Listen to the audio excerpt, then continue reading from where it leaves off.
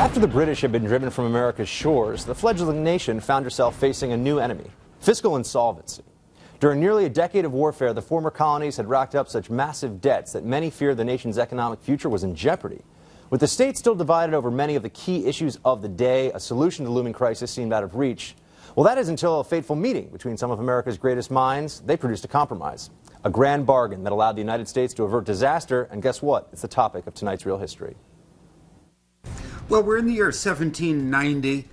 The new federal government has just been established in 1789 after the passage of the Constitution. Financially, the country is a disaster. It's essentially what today we would call a banana republic.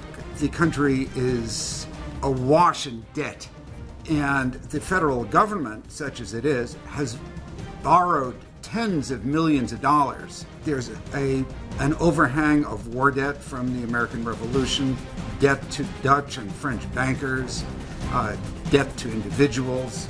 States, 13 states, have their own individual debts. A few states have paid that debt off, others haven't.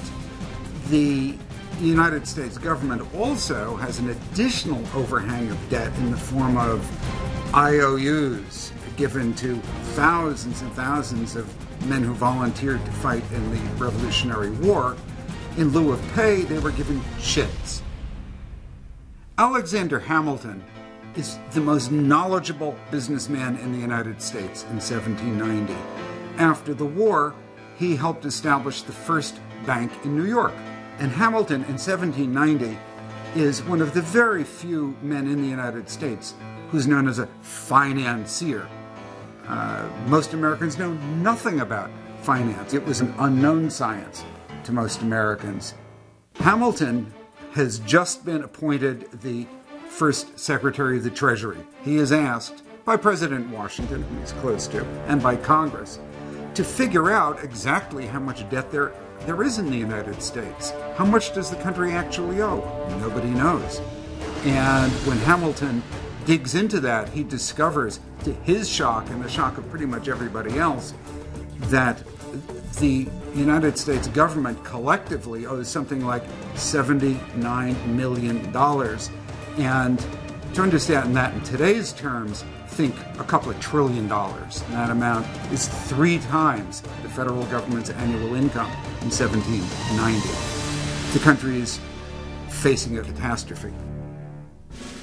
Hamilton hits on the idea, one of consolidating all this debt into a big lump and using it essentially as a tool for national development and for consolidating the strength of the central government. There is a great deal of opposition to this. Many states don't want their debt consolidated. It's one of the first battles over what we later call the issue of states' rights. Hamilton is having a very hard time winning enough support. We're in early June 1790. Thomas Jefferson, now the Secretary of State of the United States, is walking down a street in Manhattan. He sees Alexander Hamilton. Hamilton is pacing back and forth, back and forth, back and forth on the street, muttering to himself with his hair askew, obviously distraught. Jefferson stops, talks to him. Hamilton explains that he's unable to win enough support to enact these financial measures, which are imperative to stabilize the United States. A few days later, there's a dinner at Jefferson's house, and you can think of this as the first backroom deal in American history. Sitting at the table are Jefferson, the host, Hamilton, the Secretary of the Treasury, and James Madison. Why is Madison there? It's James Madison ultimately who will have to try to enact whatever legislation Hamilton and Jefferson and Madison, agree on.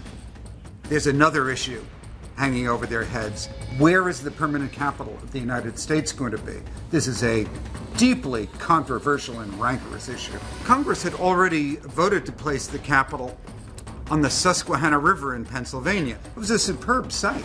The capital could never have been burned by the British in 1814 had it been located in Pennsylvania. The problem with it, of course, was that Southerners were adamant against locating the national capital in a free state.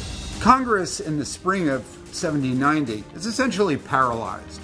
It's paralyzed because of the controversy over the federal debt. It's also paralyzed over a very, very rancorous question, which is, where is the permanent capital of the United States going to be put? But there's a universal conviction that the country needs a permanent capital as a physical symbol to help unify this fractious country. These gentlemen face each other around Jefferson's dinner table, and they are determined to find a solution. Where's the national capital going to go, and how can enough votes be garnered to enact Alexander Hamilton's financial plan for the United States?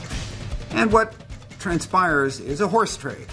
Hamilton agrees to yield enough of his northern supporters to vote for a capital in the southern states in return for enough southern votes from Potomac Valley congressmen to help enact his financial plan. This dinner arguably was the most important single dinner party in American history.